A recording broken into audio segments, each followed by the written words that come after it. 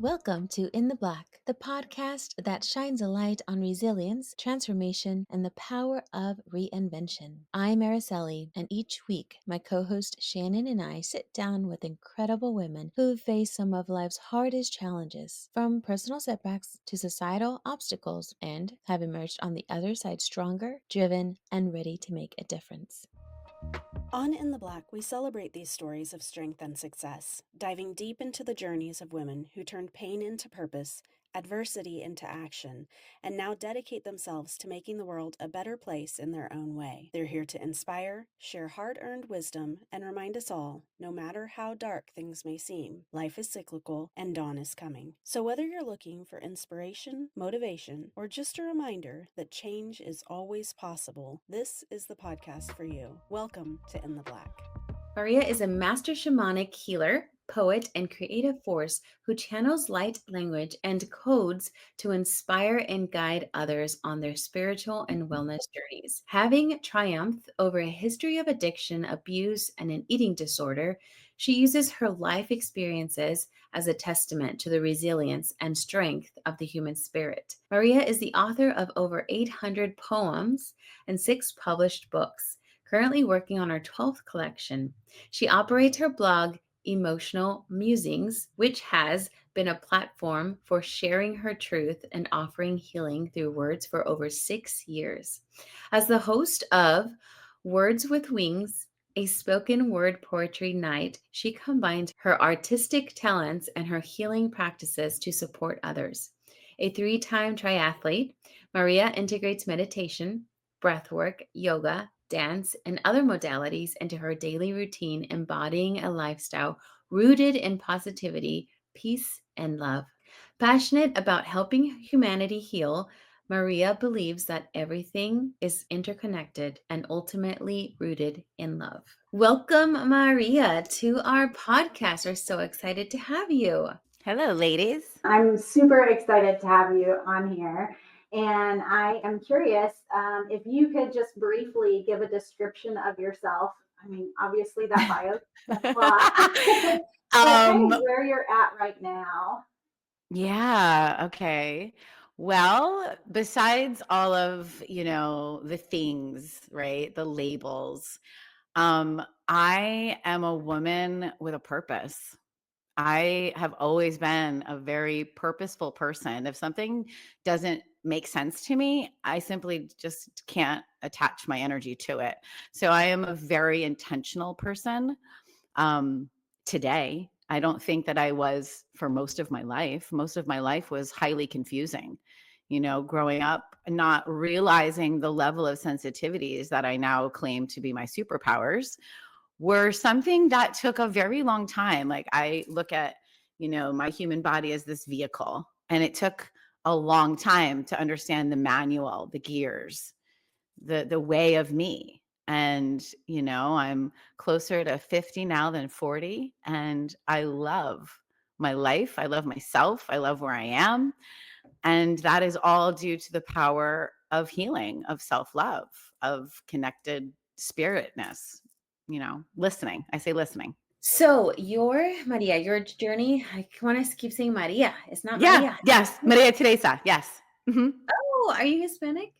Yes, I am. I'm Puerto Rican and Venezuelan. Mm-hmm. And Italian, mostly Italian, but yes, that part of the world is a very big part of my DNA. Do you speak Spanish? Un poquito. I love it. Okay. Maria, your journey has been one of profound healing and transformation. Could you share more about how your personal struggles like addiction and abuse have influenced your poetry and healing work? I can look at the body of my work and go, wow, this is like, I believe like the beginning of my poetry was just steeped in a lot of darkness and like crawling through to the light. It was a lot of self-love in the beginning. Recognizing that I did have all these things that have occurred to me, but I use them as my strength and my power. I say I turn pain into power. So for a long time, I really did not realize that I was channeling. Um, the words just come to me. I mean, they've evolved over time, but in the beginning, I would just see them in my mind's eye, and they'd be like rolling across like a scroll, like you'd see like on a billboard.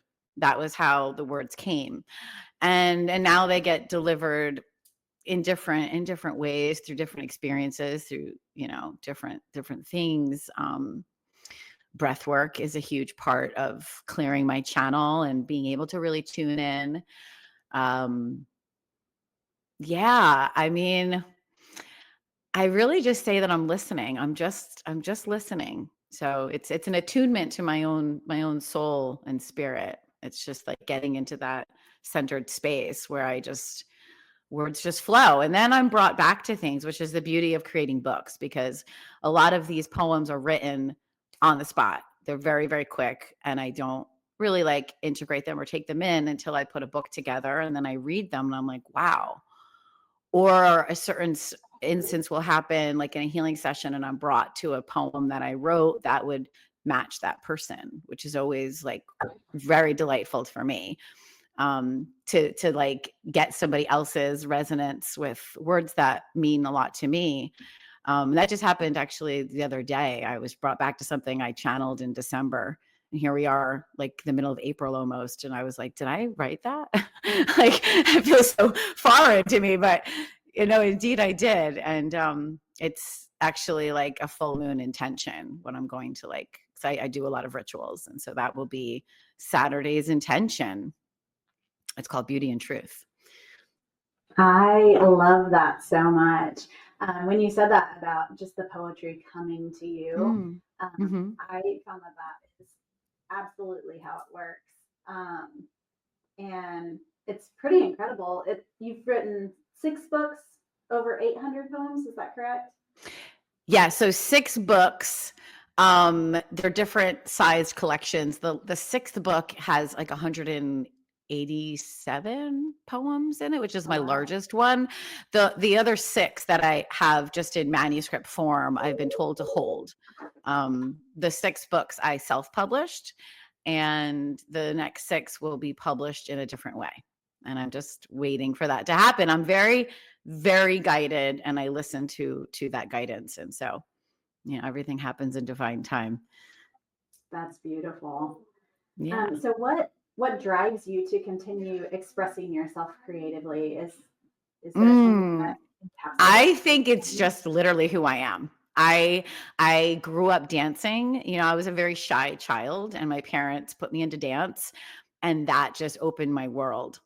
And so I have got to do something, like I have to move every day. That's a huge part of who I am.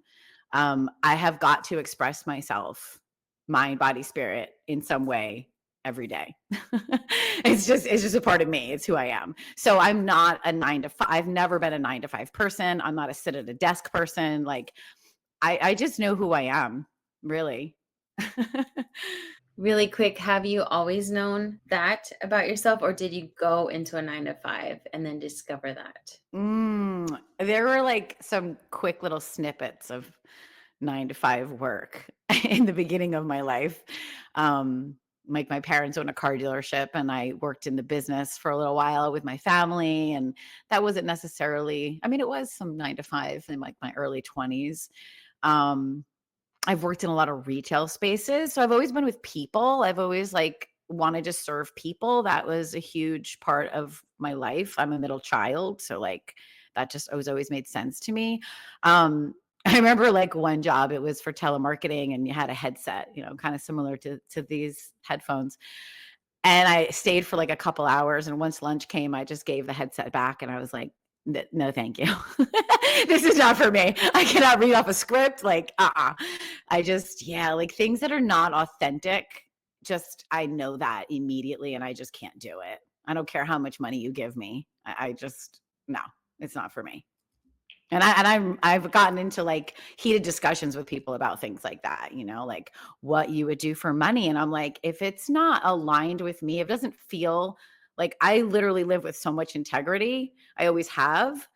And that just, it's like, no, no, there's nothing I will do for anything that doesn't feel correct for me. Um, and sure, that's changed over time. I mean, shit, I did drugs for most of my life, so I definitely made some mistakes. But nowadays, no, I don't. I really try to avoid putting my hand on the hot stove. That's such an interesting concept, living in a world where the 9 to 5 corporate soul sucking job is the norm.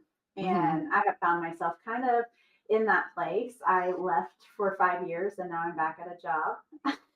Mm. And I was just talking to Araceli about this the other day, and I'm like, "Oh, I just want to paint and write, and I'm really missing the creative side of things a lot." And so, kind of making those decisions for myself as well. Um, is there a particular poem or one book that you think encapsulates your journey the most? Oh my goodness. That's like asking me to choose like which of my children I like the best. I have two boys, so like I could never do that.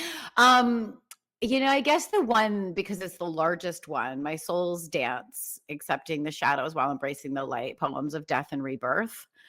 Um, yeah, that one is super special to me. That was when I began practicing shamanism and working with people. And that's, that book is pretty long.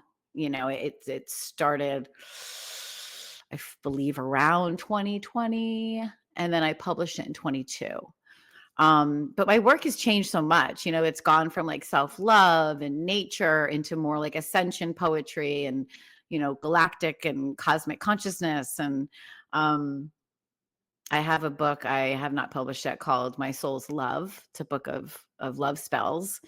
And that, is kind of, again, like sometimes I feel I'm like the last to know, because I kept looking at all these poems and I was like, these are spells. And that was when I was like calling in my divine partner, whom I actually have known for over 12 years and I live with today, but we were friends for a very long time before I could see him. But it took for me to see me in order for me to see him. So, yeah, I brought a poem with me today to share with you. That's pretty recent, from 2 months ago. Should I read that? Yes, please. Yeah. Okay. This is called A Call to the Brave. When your heart is open, your eyes can see. Walls fall down, for we are now free. Accelerated ascension, spirit guided travels. Fear of one another ends as the illusion unravels. Let go of what was and embrace what is. What we were taught to believe was never real. The truth is inside, to be heard through our connected hearts. Angelic consciousness is the body's crystalline art. A call to the brave. Reveal your authentic self. Let love be the compass that navigates the waves. When times get tough, the heart holds the answers. Compassion is the superpower, dissolving hate as it cancels. Sing your song, dance in celebration. Joyful souls rise together in unified exhilaration. Shine your light and be proud. Courage is the permission slip, the freedom to live your life out loud. How beautiful. Thank you. I feel like that's the energy of now. Like we are now, like put it all aside, whatever you think you have to do, be yourself.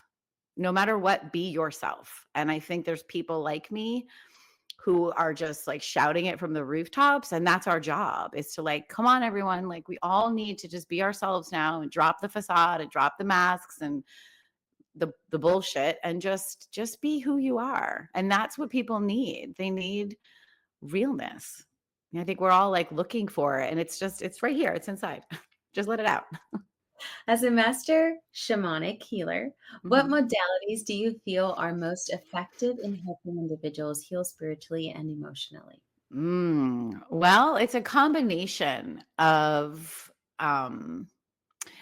it's a combination of a lot of things. It's I attune to the energies of someone's soul. Like I say, I'm just able to see souls, and so I'm able to see energies that have been stagnant, stuck, and holding somebody's system back from a lot, being who they truly are, whether that's past life regressions, whether that's a soul retrieval, meaning like a piece of somebody's soul's fragment is lost either along the way in this life or in parallel lives that we are, living simultaneously.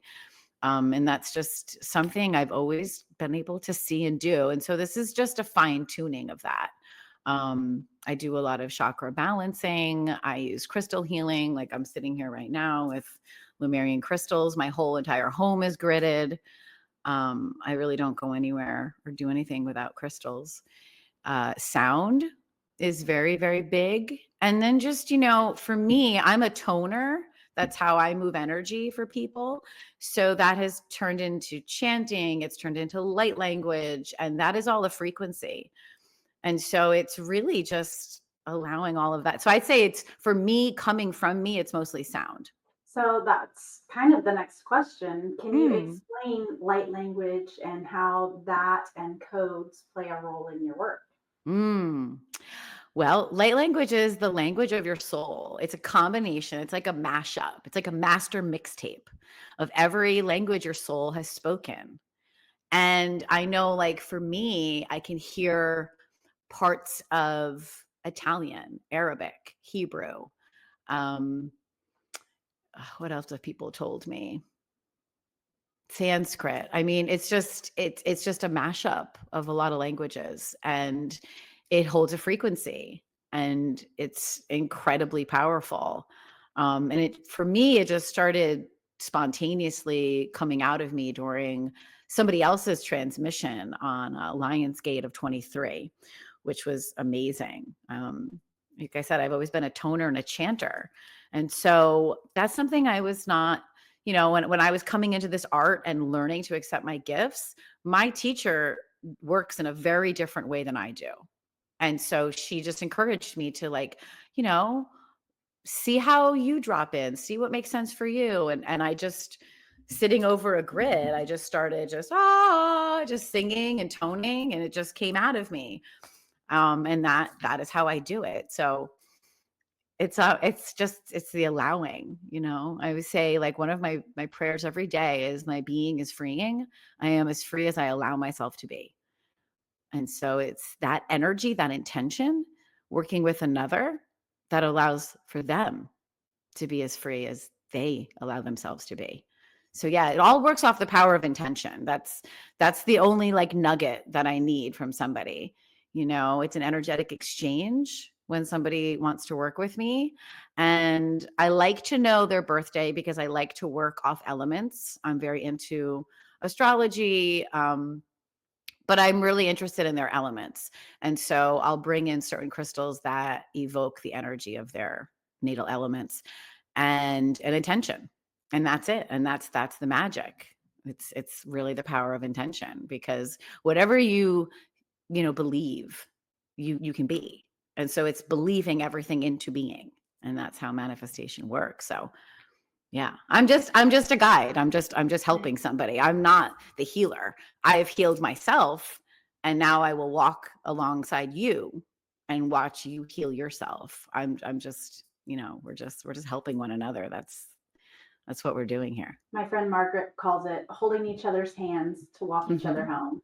Yes. And I've always loved that analogy. Like, neither of us is doing the work for the other one. We're just holding hands while we walk home. And Yes. Yes, it's an I really love that. exchange.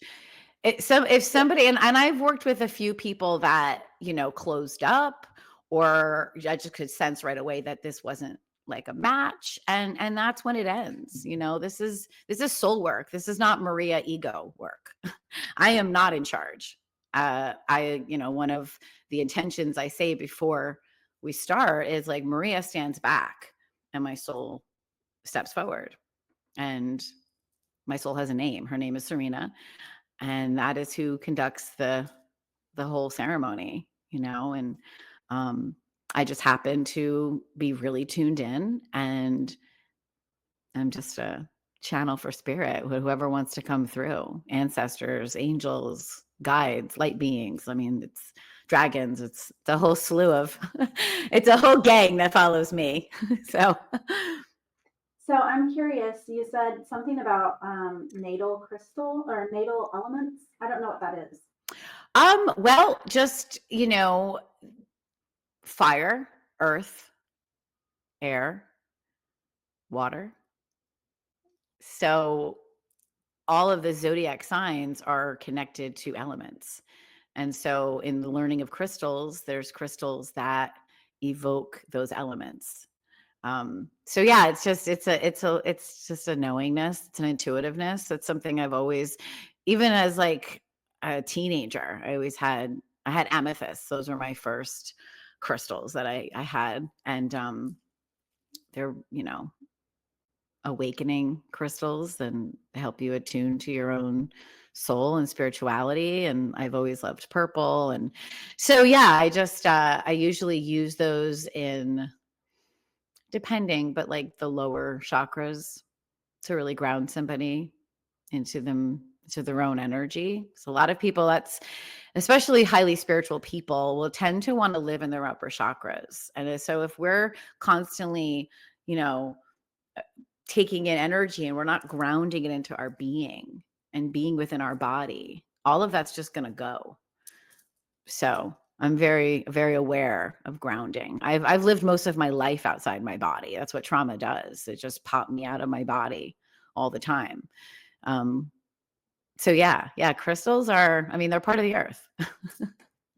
Well, I think you just talked about kind of how trauma takes you out of your body. Can you Mm. talk a little bit about what the traumas were in your world and kind of what happened to you in going through those traumas? Okay, well, I know that the traumas that I have experienced, especially as a child. So like my first real significant traumas were being sexually abused at 5 and 6.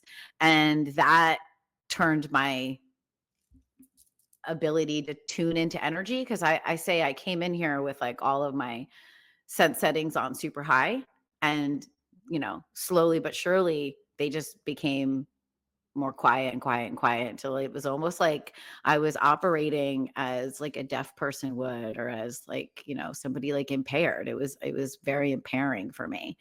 Um, and then, getting involved in drugs and alcohol, that seemed like a solution to me to escape what was just so dysfunctional and loud around me. Um, I did not know until I was into my 40s that I'm an autistic person. I mean, it makes sense, but I knew I was different. And a lot of, females, especially of my age group, like, were not tested. I was able to like assimilate and follow along, and I did well in school, but I definitely knew that I processed differently and I struggled, but I quietly struggled. Like, I'm an internal person. I don't externalize things.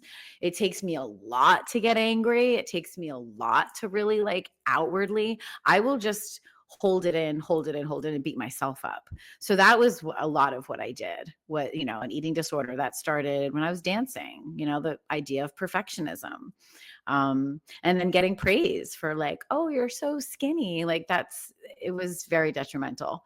So all of those things, really, just I was my own worst enemy. For listeners who may be struggling with their own trauma, what advice would you give them to begin their healing journey?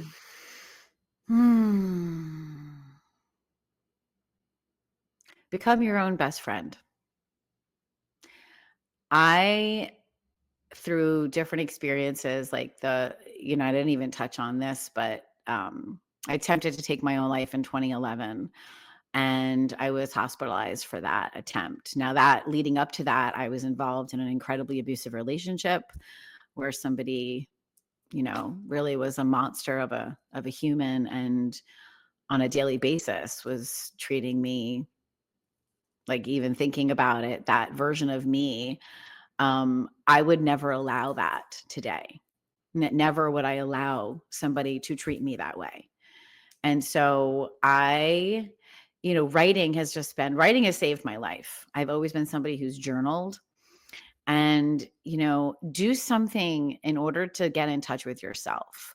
Because when I am in contact with people who have been through trauma, I can see them. Like, deep inside, I can see their light, but they're so scared. They're so shell shocked.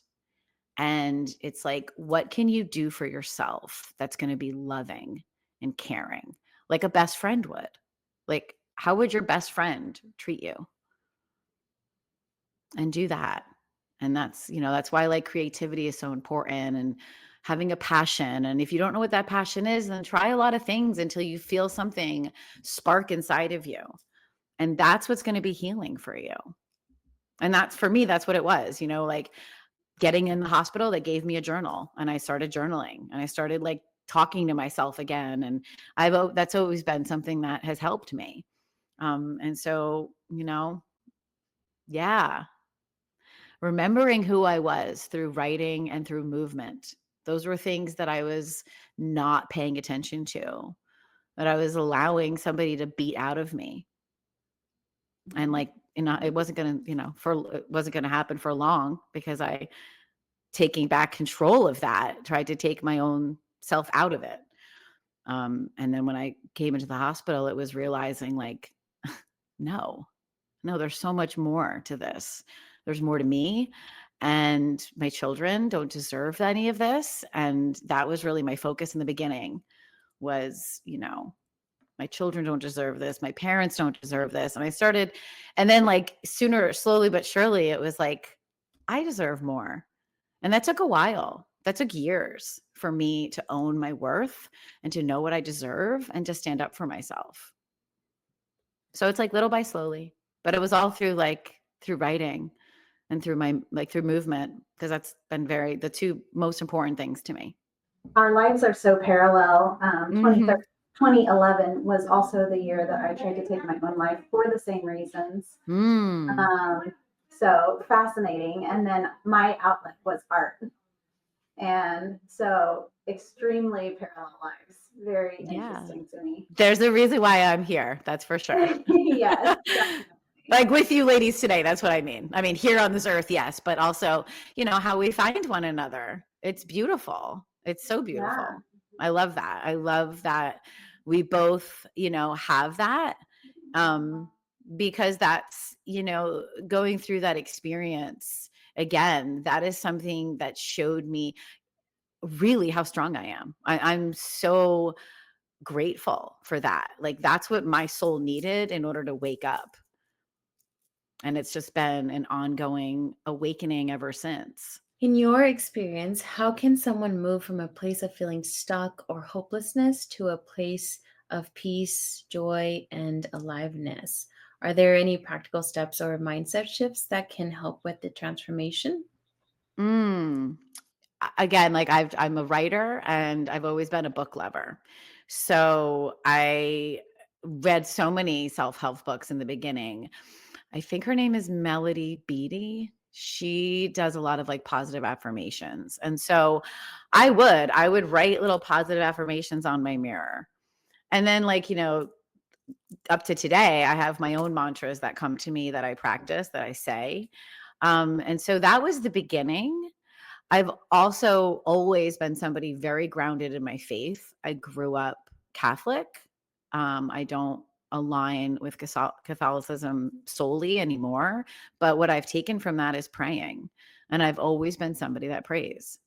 I've always believed in a higher power. So for me, that is a huge part of who I am and what has saved me and what has helped me. Um, yeah, I mean, it comes down to belief, whatever you believe in, like I love the beach. So, like, I go to the beach on a regular basis. I talk to the ocean. I talk to all living things. Let's be for real. I do, because they talk back to me. So it was just finding that connection, whenever you feel connected to, that lights you up inside, keep doing that. It might not be writing for you. It might be painting. It might be cooking. It might be making music. I mean, there's so many things. Skateboarding, bike riding. Like, I mean, People like to ask me about, doing triathlons, and I'm like, it's just because I don't want to run for 4 hours. I like to do like a number of different things. I like to cross train. I like to dance, and then I like to do yoga, and I like to I just the wide variety of things, because we can, like, don't put yourself in a box. Nothing like when I mentor people, I say, don't shit all over yourself. There's nothing you should be doing. There's what are you feeling? That's what you should be doing. But shoulding and boxing yourself, that's a really quick way of, there's a lot of judgment in that. So Where do you live that you're near the beach? I live in Florida. Oh, me too. Where? I'm in Port St. Lucie. Oh, okay. Not close to me. I'm in Tampa. Okay. Well, not that far. You're a few hours away. A Let's few hours on connect. the West Coast. Yeah. Yeah. I love the ocean and anything water and nature and birds. I'm obsessed with ocean life and so many different birds. And I don't know why. My husband's like, why do you like birds so much? I'm like, they're just fascinating to me. And I just love sitting and staring at them for minutes, hours until, they fly off. Yeah. No, I'm the same way. We actually, a really, really close friend of mine, we go to the beach together a lot, and we've noticed that there's a flock of birds that fly over us when we get there, and a different flock usually of birds that fly over, and then we go, okay, it's time to leave. It's like literally like hello and goodbye. But we're the same way. And I believe that, our fascination with birds is because they fly, they're free. Most birds, they do fly, they have wings, and we all have wings. We all have flown. It is possible. I love that so much. I am more obsessed with trees than with birds, but I will stop anywhere and take a picture of like a sunset. Like sometimes I've gotten in situations where I was putting things at risk because I was like, the sunset. So I've had to kind of watch that over my life. But I just, that fascination with nature and thinking that it really speaks to us because I wrote a blog once when I was kind of deconstructing from religion Mm, so much. And I wrote a blog about how I find God in nature and mm, how I didn't necessarily feel like he spoke to me in the sanctuaries or that sort of thing. But when I'm in nature, there is no doubt to me that there is purpose in my life and that there is a higher power. And I mm. just, it's that is my church. And so I just absolutely love what you said about, finding those things. And on that note, you also talked about physical health, which I know that Araceli, she runs, and that's kind of your escape, right, Araceli? Well, I do more than just run. Well, Yeah, it's my meditation. yeah. That's we had talked about that on our recent podcast, and she was talking about how that's kind of her getaway was running. Mm. And I don't think I have a physical one. For me, it's art and just being outside. There's so much I want to add to that. If I could just have like a resonance with that. Just do So it. I mean, I wouldn't, again, like asking to me pick my favorite things, like trees, super, like it's one of my favorite yoga poses. And what I mostly paint, because I am an intuitive painter, so I will paint mostly trees and draw trees. And something I learned when my dad passed 2 months after I was anointed a shaman. And so my mom had shared with me something I did not know about my dad, because he was a pretty quiet guy, but he loved to be outside. My dad loved to work in our garden and mow the lawn. We had in our house in New Jersey where I grew up, we had a big patch of trees and like brush before they had cut them down and built some condos. But my mom said to me, that's where dad used to always say that Jesus would come out of the woods and talk to him. And I just got like so emotional when she told me that, because I mean, my dad talks to me a lot now. Um, He's like one of my top guides, but I never knew that about him in life. And that just makes so much sense because I feel the same way. I mean, it's that connectedness to all things because we are, like we just are. I'm somebody that captures like things in my house and lets them out. Like I can't. The other day there was a whole bunch of flies that I don't know if they were flies or gnats, but they all like died in the driveway. My partner's like blowing them away and I just got like so emotional. He was like, "What?" And I was like, "I'm sorry. It just so living things just, moving on. It's just the cycle of life." But it's that feeling and that aliveness, and we are connected to all of that. And so there's times where I can just sit outside and just cry, just tears of joy, just knowing that we are connected to all that is. So yeah, that's beautiful. And I like to run too. I mean, it is part of, training. I used to be more of a long distance runner. I used to do like 12, 15 miles a day, and like that I don't do anymore.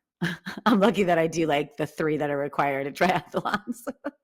Oh man, my longevity is depending on where it takes me. Mm. So, there used to be a trail in Springfield, Missouri, and it was called Sequoia. And sometimes I would go all the way down, all the way back, or sometimes it would just be a short one. Or there was another trail in Willard where I lived at, and it was just trees overhanging, and I would just get lost. And there's no traffic really, so I can just get lost in my head, in my thoughts, in my creativity, anything really, or just spend time asking, talking to God or whatever it was. And as soon as I was like, felt like a release, then I would just turn around and run back. And then I'd be like, Mm. oh, I ran out 4 miles. So now I have to run back 4 miles. Or I ran out 6 miles and I have to run back 6 miles. So it ended up depending on how long it took or what I needed that day. So I miss that. I haven't found a place here like that. But I found other places, but they're on the bay or on the ocean, and they're equally as peaceful, except for you have to watch out for other runners, which is amazing. And I Mm. was, oh my goodness, everyone loves being healthy here. There's so many people being outdoors. And I'm like, wait, I need to find a place where it's like quiet time where I can run and unwind. And I haven't found that yet. So anyway, I'm sorry, I got No, lost. you're good. I was just going to say that it's very different. I agree. I've lived in a lot of places around the country, and nature running and running on a sidewalk or running on a path is very different. It's like incredibly different. And then like for me, when I've done races, I've had to like run on a treadmill, which makes me feel like a gerbil. But it rains, and I it's crazy because I used to love to run in the rain, and sometimes I still do, and sometimes I even run without any music, which is really like that's like really cleansing just to be out just all by myself with nature. And I'm lucky that I do have a path here that doesn't have a lot of people, that is in nature, even though it's a cement path. It's all through nature. But yeah, no, I agree with you. You can just get lost in depending where you're running. Yeah, people are always like, "What are you training for?" I'm like, "Nothing," because then that would take the joy away from like what I'm doing. But I do get competitive. I compete in other things, but running is not one. I will join a friend. So people would do marathons, and I'd be like, "Okay, I'll join you as a support." And I just like run circles around them or run forward and come back and get them because I was so used to running long distance every once in a while that it was like, oh, I don't have to run for like 3 months, and then I can just go out and run. Yeah. Yeah. For me, it's like I needed to prove things to myself. Like I did the triathlons at the hardest times of my life. The first one I did when I went through my divorce, actually right before I tried to take my own life. And the second one I did after my dad passed. And the last one I just did when I moved back here to Florida to live with my divine partner. I had a huge life change, and I was like, okay, let's do let's do a triathlon. And he had just had a heart attack, and I was like, I'm training. And it just really helped me focus and just prove my own strength to myself. And like, it's funny because this last one I said, yeah, I think I'm done with this. I've like competed in dancing all my life, like as a young person. And I'm just like, yeah, I think I'm done. I don't know that I need to race anymore. So, triathlons require immense physical and mental strength. How has your athletic journey influenced your healing journey? And what role does physical activity play in your overall well being? Oh, wow. It's everything. It's like just I'm so aware of my own energy. And I feel like that's, kind of a follow-up to what I was just saying. Like I've healed so much of me and I'm just in a very balanced place in my life that I don't feel the need to be as extreme as I've been. And for me, it's being a lot more gentle. So I just came off of like 18 months of doing um, a lot of yoga and learning to be more still, which is really, really a beautiful thing. But being healthy that's just who I am. Like every day I get up, I'm a morning exerciser. That's kind of changed over time, but the last few years I'm a morning exerciser. So I get up and I exercise, whether that's like swimming, whether it's being in a class with other ladies doing like weightlifting, because that's something that I don't tend to want to do alone anymore. I need like some motivation for other people. Um, but that like getting a sweat on is a huge it's a release. It's really important to me. It's just something I've always done, like ever since I was like a little person. So it's like I have to. I mean, and then like when I'm training, I do 6 days a week and give myself a day of rest, which is important for your body. But I listen to myself these days. I'll like, okay, I'm going to do this. And then I'll get halfway through that. And I'm like, no, I'm not going to do this. I'm just going to, maybe half this and get some rest and go meditate. And so it's learning balance. That's what I think has really changed for me. And getting older. I'm in like that awesome change that we all talk about. I'm within the change. I've been within the change since 39, so 8 years now. And that's something I have to honor how I'm feeling, where I am in my cycle and my sleep and my eating. And all of those things are very huge for me because for most of my life, I starved myself. I just was very restrictive. I was on crazy diets and like, I don't want to do that anymore. I have no need to do that. Yeah. Okay, I'm seeing here that your motto is triumphing over trauma, and you said something earlier about turning pain to purpose, which if you read Mm. anything about our blog, we talk about turning pain into purpose and passion. And so Mm. I thought that was interesting that that's something that you kind of line up with as well. Hmm. Um, Now, obviously, our podcast is called In the Black. And the reason for that is the financial term, which means being in a positive place Mm. versus in the red, which is in the negative. So, in your journey from being in the red to in the black, what does it look like? What does it mean for you to be in the black? Oh my goodness. It means accepting myself. It means loving myself. 3 things that I pray for, like ask for help with every day. Unconditionally loving, accepting, and being patient with myself. I have been somebody that has run through life, run away from myself most of my life. And when my dad passed over, one of his many, many lessons for me, but the biggest one was, I'm going to help you with patience, Maria. And that has 100% happened. And it's allowing that. We own a canine company, and so we have 6 German Shepherds, and I live with 6 German Shepherds. That has required a lot of patience on my part. Um, Caring for something outside of myself. It's huge. I say turning pain into power because that is my power.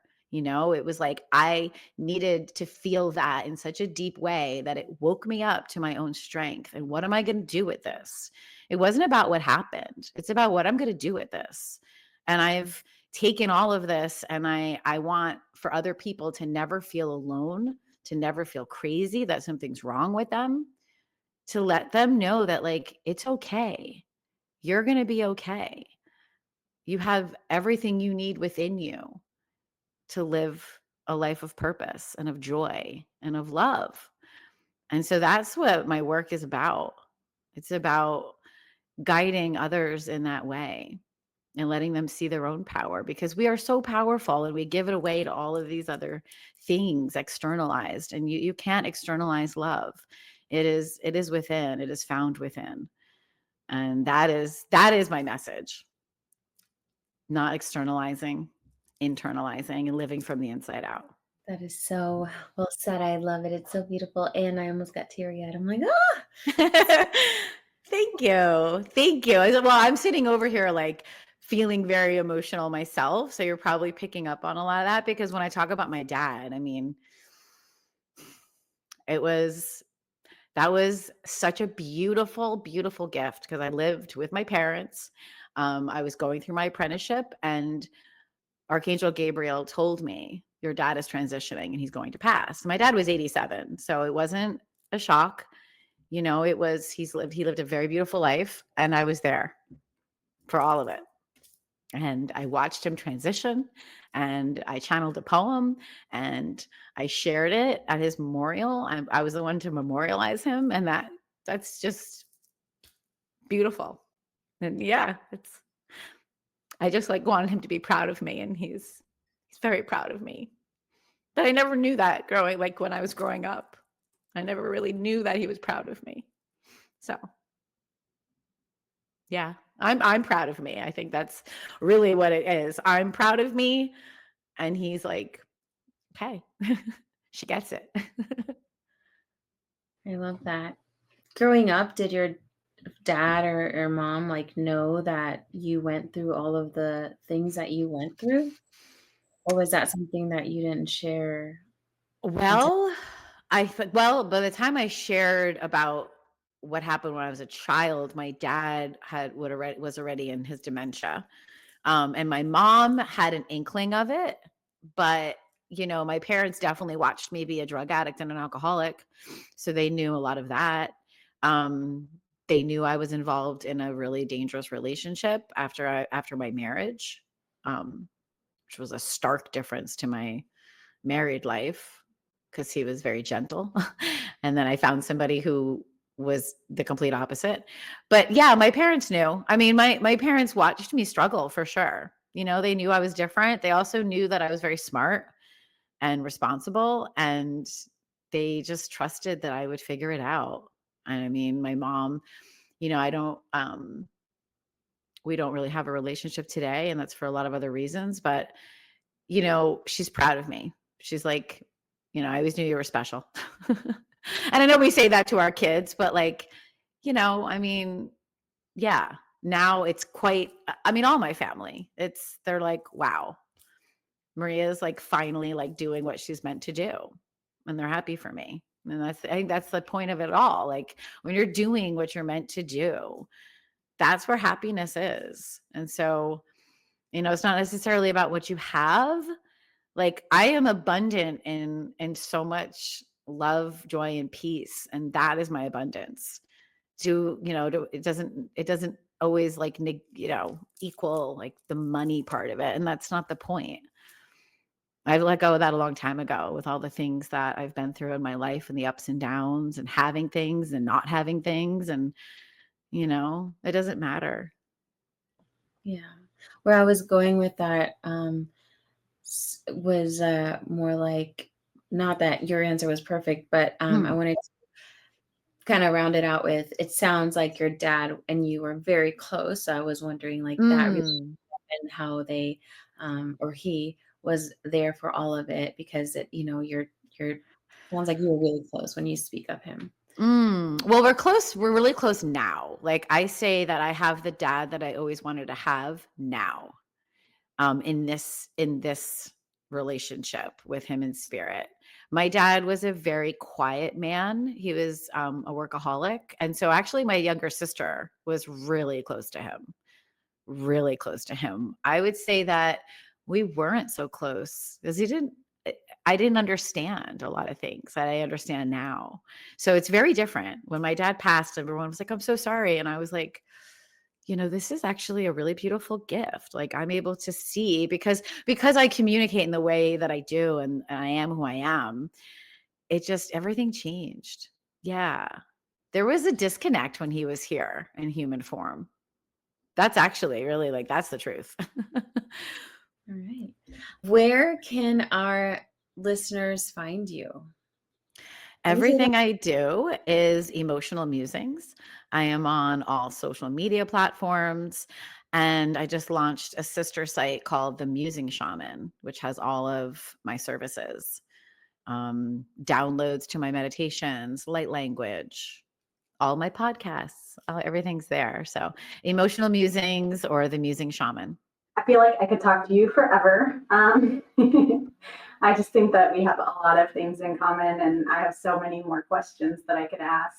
But I really appreciate you being on our podcast today and being willing to just come and be yourself and be authentic. It's so beautiful meeting women like yourself who have transformed their life from pain to purpose. And I just really, really appreciate you coming on today. Thank you, ladies, so much. I like to close with the way I close my sessions: in light and in shadow, always with love. Namaste. It was great meeting both of you. Yeah, this was lovely. Lovely. Thank you for joining us on today's episode of In the Black. I hope today's story left you feeling inspired and reminded of the incredible strength that lies in each of us. Our guest today has taken her toughest challenges and transformed them into something beautiful, reminding us all that even in the darkest moments, there's always a way to find light in the world. If you enjoyed today's conversation, make sure to subscribe and share In the Black with another woman who could use a little encouragement. Together, we're building a community of passion, purpose, and power. Until next time, stay strong, stay inspired, and remember, your story matters. Your choices change things, and being your most authentic self can and will change the world around you.